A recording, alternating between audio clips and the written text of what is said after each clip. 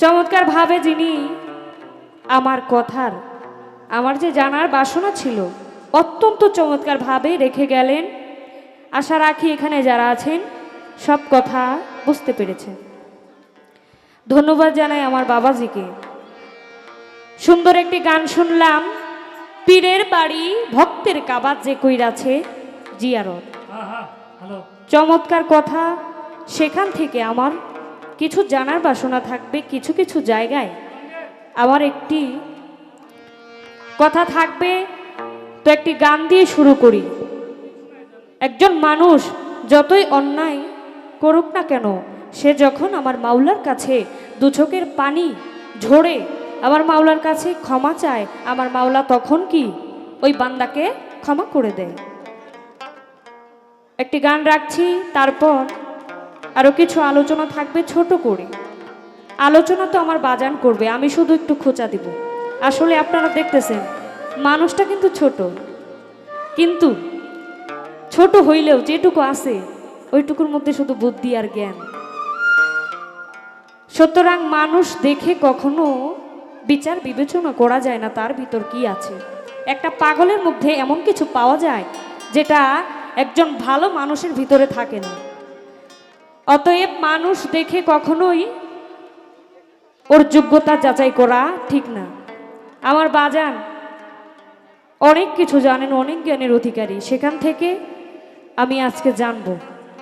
আমি যা জানতে চেয়েছিলাম সুন্দরভাবে তা জবাব করেছেন, ধন্যবাদ জানাই ওনাকে।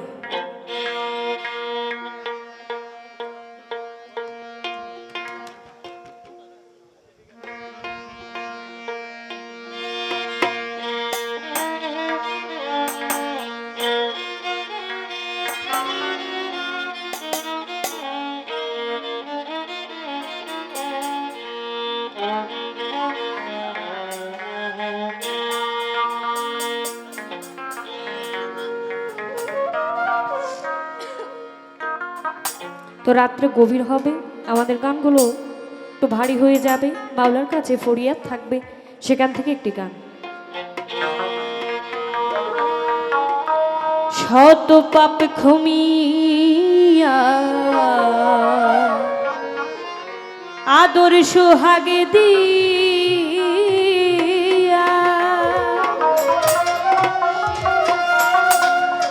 কেন রে দয়াল তোমার কাছে নিলে না,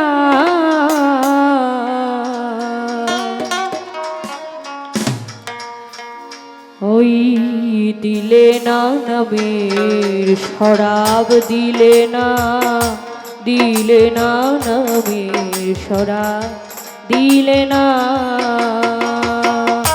শত পাপ ক্ষমিয়া আদর সোহাগে দিয়া, শত পাপ ক্ষমিয়া আদর সোহাগে দিয়া কেন রে দয়ালে তোমার কাছে নিলে না, দিলে না নবীর শরাব, দিলে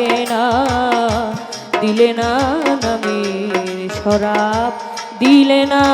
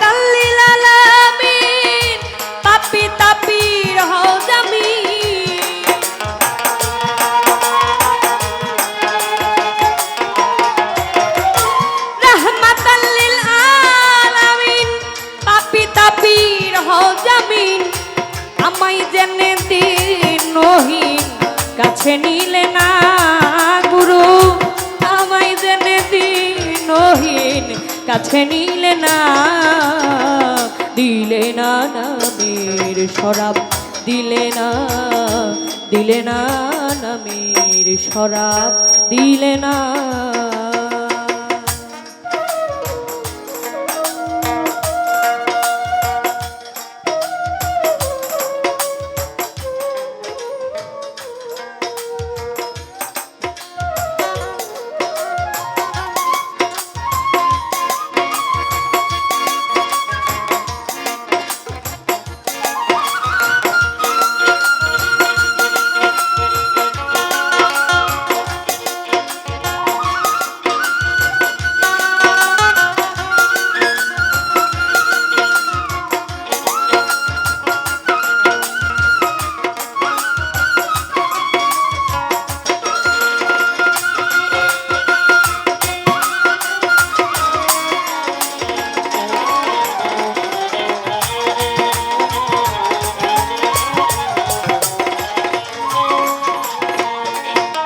আমি দরবারে উঠাইলাম হাত, করে নিও সাফায়া, আমার এই মোনাজাত ফেলে দিও না,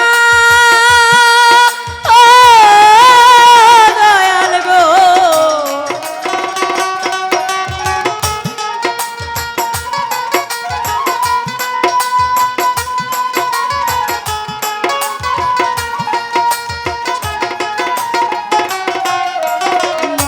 দরবারে উঠাইলাম হাত, করে নিও সাফায়া, আমার এই মোনাজাত ফেলে দিও না। তুমি দয়ালের শিরোমণি, ভক্তের মুখে তাই শুনি,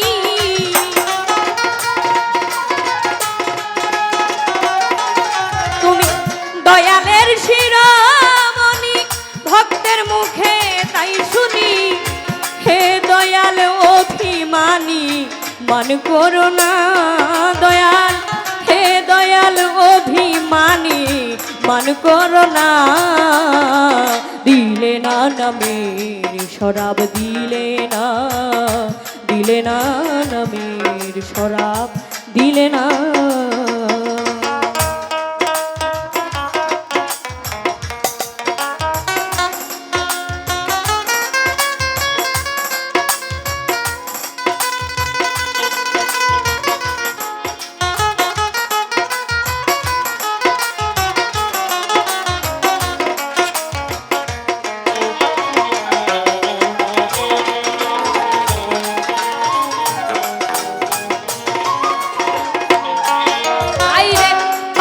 আছে অধিকার তোমার দরবারে ক্ষমা চাইবা, তাই করিবারে এবার এই কামনা,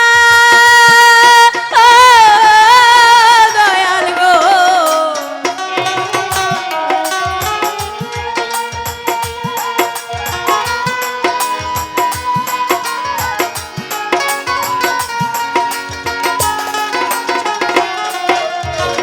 পাপীর আছে অধিকার তোমার দরবারে ক্ষমা চাইবা, তাই করিবারে এবার এই কামনা।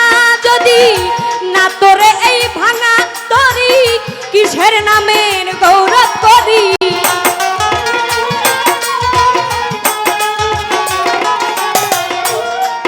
যদি না তোরে এই ভাঙা তরি, কিসের নামের গৌরব করি।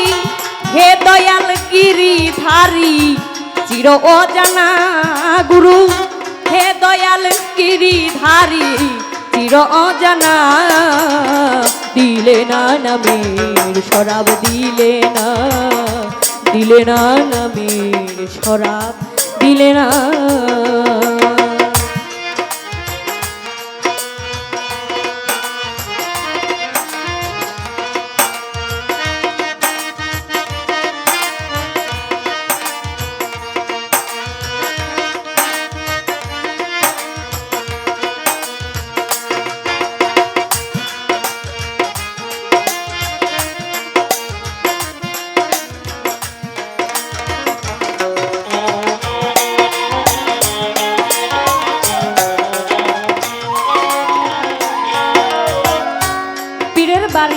ভক্তের কাবা যে কইরাছে জিয়ারত। তো আমরা যারা হজ করতে যাই সেই মক্কা মনোয়ারায়, সেখানে কাবা ঘরকে ঘিরে তোয়াফ করতে হয় না বাবারা? জানেন তো এই বিষয়গুলো সকলে আমরা জানি। হজ করতে গেলে কাবা ঘরকে তোয়াফ করতে হয় এবং কাবা ঘরে যে আসওয়াদ পাথর সেখানে চুম্বন করতে হয়। সেখানে চুম্বন করলে কি দেহের সকল গুনাহ আমার আল্লাহ তাআলা মাফ করে দেয়। তো গানে শুনলাম পীরের বাড়ি ভক্তের কাবা। কি পীরের বাড়িটা ভক্তের জন্য কাবা, সেদিনের জন্য যেদিন পীরের বাড়িতে উরস হয় সেদিন কি ভক্তের হজের দিন। সুতরাং এখান থেকে ছোট্ট একটি বিষয় আমার একটু খটকা লাগলো, আমি জানতে চাই আমার বাবার কাছে। এই যে কাবা ঘরের মধ্যে আসওয়াদ পাথর থাকে, যদি কাবা ঘরে মক্কায় আসওয়াদ পাথর থাকে তাহলে অবশ্যই পীরের বাড়িতেও কাবা ঘর আছে এবং সেখানেও আসওয়াদ পাথর আছে, যেখানে চুম্বন করলে আমরা এই দেহটা শুদ্ধ করতে পারবো। সুতরাং এই জায়গাটুকু জানতে চাই, এই জায়গা সম্পর্কে। আমার মুর্শিদের বাড়িতে, আমার মুর্শিদের কাছে যে আসওয়াদ পাথর রয়েছে সেখানে আমি চুম্বন করতে চাই। এই চুম্বনের মাধ্যমে কি আমার এই পাপী দেহটাকে শুদ্ধ করতে চাই। সেই জায়গাটা কোনটা আমি জানতে চাই। এবং আরেকটি বিষয়, যখন কেউ মক্কায় হজ করতে যায় তখন সেখানে শয়তানকে পাথর মারা হয়। শয়তানকে মারার জন্য কি পাথর নিক্ষেপ করা হয়। তো আমি জানতে চাই পীরের বাড়িতেও তো শয়তানের কারখানা রয়েছে, যেখানে আমি পাথর মারব। সেই শয়তানের ঘরটা আমার গুরু আমাকে আজকে দেখিয়ে দিবেন। কি জানার বিষয় না এগুলা? আমরা যে বায়াত গ্রহণ করলাম, মুর্শিদের বাড়িতে গেলাম আর আসলাম, খাইলাম আর বসলাম, তাহলে কি হইল? গেলাম কি জন্য? নিজেকে চেনার জন্য এবং পাপ হতে মুক্ত হওয়ার জন্য। কিভাবে মুক্ত হব? ওই আসওয়াদ পাথরটা কোথায়? ছোট করে এই দুটো কথা আমার জানার বাসনা থাকবে, আর কোনো কথা থাকবে না। দয়াল ঘুমে কি জাগিয়ে আছো? কারে কবে কি দিয়েছো? কার কি কেড়ে নিয়েছো? মনে পড়ে না। দয়াল গো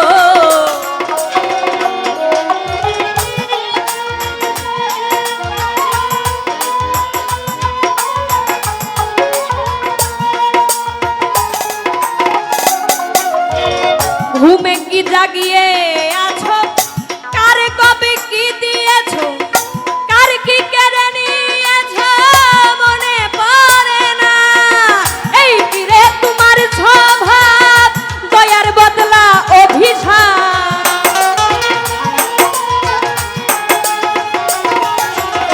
এই কথাটা কেন?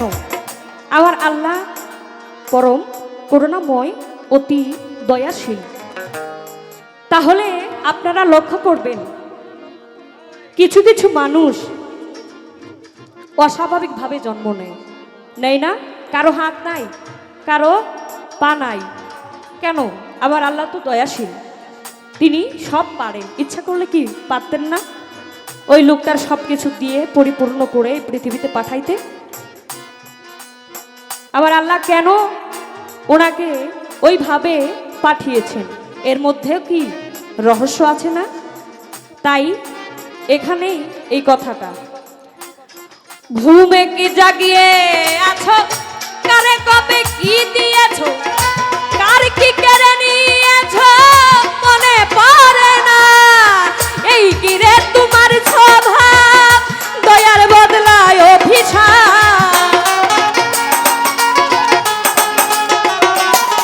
মাওলা এই কি রে তোমার স্বভাব? দয়ার বদলায় অভিশাপ। রাজ্জাকেরই শেষ বিশ্বাস কেড়ে নিও না মাতাল, রাজ্জাকেরই শেষ বিশ্বাস কেড়ে নিও না। দিলে না নামের শরাব, দিলে না, দিলে না নামের শরাব, দিলে না। শত পাপ ক্ষমিয়া আদর সুহাগে দিয়া,